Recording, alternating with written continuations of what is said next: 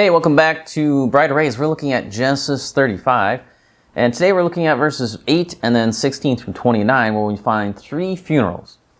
Now, the first one that we find here is the death of Deborah. And verse 8 is really another one of those verses that just appears out of nowhere. You know, we have Jacob arriving at Bethel, and then all of a sudden we're told that Deborah died and was buried at Bethel under an oak tree. But you have to say, well, who's Deborah? You know, we haven't met Deborah before, have we? Well, we're told that Deborah was Rebekah's nurse. If you go all the way back to Genesis chapter 24, verse 59, we find her mentioned there, but not by name, but just as Rebekah's nurse. So when Rebekah left home with the servant sent by Abraham, her nurse went with her. And she must have stayed with the family all these years. It must have been an integral part of the family. So much so that her name is recorded, which is an important honor, and her death is mentioned, which that isn't even given to Rebekah. Rebekah's death is not mentioned. The fact that she's buried with Abraham and the family at Machpelah, that's mentioned, but when she actually dies, we're not told. So, here, Jacob even names the location of Deborah's death. And this is another important sign of how important she was to the family. The place is called Allon-bacuth, which is the oak of weeping. She was buried under the oak tree, and it's a memorial place. It's a place of weeping. So you see how important she was to the family, because you don't just name everyone's burial place. So that the fact that it's been recorded in Scripture and that it's called a place of weeping, that's important. That shows us that she was an important part of the family. Now we have the second funeral, which is the death of Rachel here. So sometime later, we're not told, Jacob decides to move his household to Bethel. As they're on their journey just a couple of hours distance from Ephrath or Bethlehem, Rachel went into labor with her second son. The labor was difficult, but Rachel gave birth to a healthy boy. Remember what Rachel called her first son? Joseph, saying, "May the Lord add to me another son." And now she has him. And the midwife there tries to encourage her with the news that she's had, she's given birth to another son. She has received another son just like she was hoping for. However, Moses tells us that her soul was departing from her body because she was dying. And this is what happens at death. This is a great description of what happens at death. The soul leaves the body and departs. It's not destroyed, it's not annihilated, but it merely departs. It leaves to go somewhere else. You know, things that are departing are still alive. Like when you depart your house, you don't die.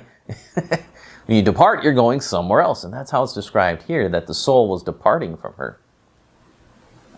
Where was it going? Well, in the case of those who are justified by faith, like Abraham, those that departed went and found their way to Abraham's side in a place of paradise, a place of goodness. So before Rachel dies, she names her son Ben-Oni, son of my sorrow. But Jacob renames his son, as the father has the right to do, and names his son the son of my right hand.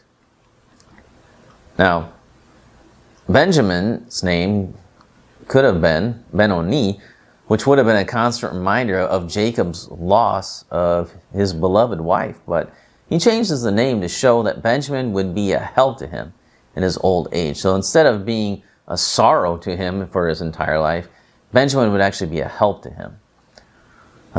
You can imagine having a son that's named after really the death of your wife, and especially Rachel. Remember, that was the love of his life. And he'll mention how much he loves her later on when he's a very old man and approaching to the end of his life.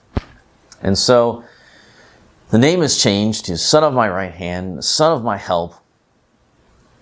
And that's an important thing. So Jacob buries Rachel there on the way to Bethlehem. He doesn't take her back to Machpelah, which we don't know why. But he buries her there. And then he sets up a pillar over her tomb. So he sets up a memorial over her tomb. At the time of Moses was writing this down, Rachel's pillar was still over her tomb out there on the road to Bethlehem. So Very interesting.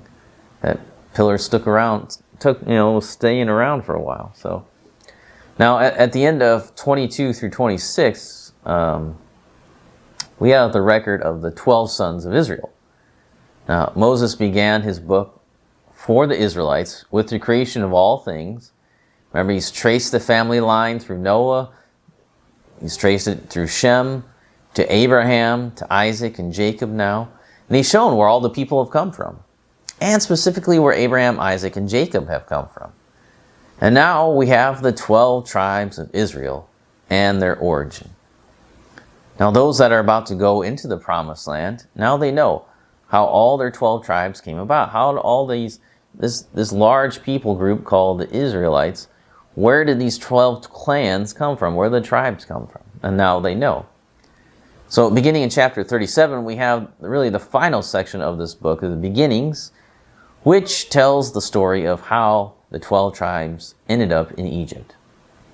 Now, one more thing before we move on. I skipped over the first part of verse 22, which tells us that about Reuben's sin. Again, it seems that this verse just comes out of nowhere with a little tidbit of information. Why do we need to know about Reuben and Bilhah and the fact that Jacob knew that it happened? Again, another one of Moses' foreshadowings here. Genesis chapter 49 records for us the blessing of Jacob and his sons.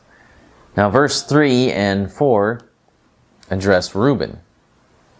Reuben, it says, "Reuben, you are my firstborn, my might and the first fruits of my strength, preeminent in dignity and preeminent in power." Sounds good so far, but then he says, "Unstable as water. You shall not have preeminence, because you went up to your father's bed, then you defiled it. He went up to my couch." There you have it. Moses records the events in the timeline so that when we arrive at at chapter 49, we know why Reuben lost his birthright and his place as the firstborn son. It's because of this action here. It was the sin that Jacob had heard about. And so all these years later, when he's finally blessing his sons, he says, "You're not going to be the firstborn. You lost that, buddy, because of what you did with my concubine. So you're out." And now we finally get to the death of Isaac here. Jacob finally makes his way to his father's house at Mamre, where Abraham and Isaac both had lived.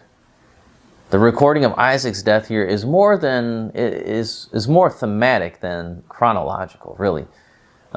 His death would occur after Joseph was sold into Egypt. But Moses chooses to mention this here in conjunction with the other deaths.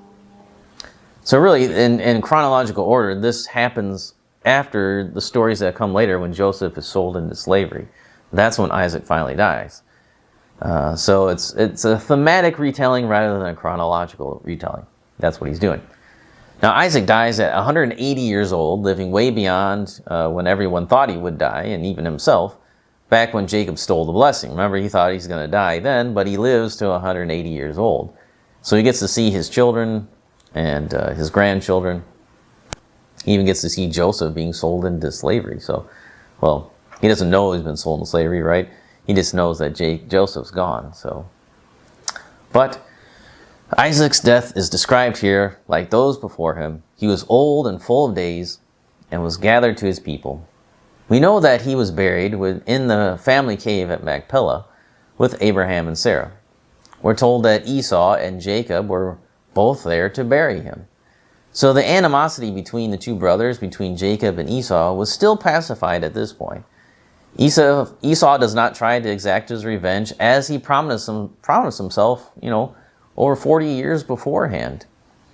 He doesn't, because remember he said, "I'm going to kill him after my father died." Well, now their father's dead. Does he try to kill him? No, he doesn't. So Moses naturally in the next chapter records then the descendants of Esau. So it kind of flows here. He talks about how Jacob and Esau got together one last time to bury Isaac. And then he's going to go into a description of Esau's family before we actually leave Esau altogether. And that's what we'll look at next time. So come back tomorrow and we'll look at the conclusion of our study here of no longer Jacob, and we'll finish Genesis chapter 35.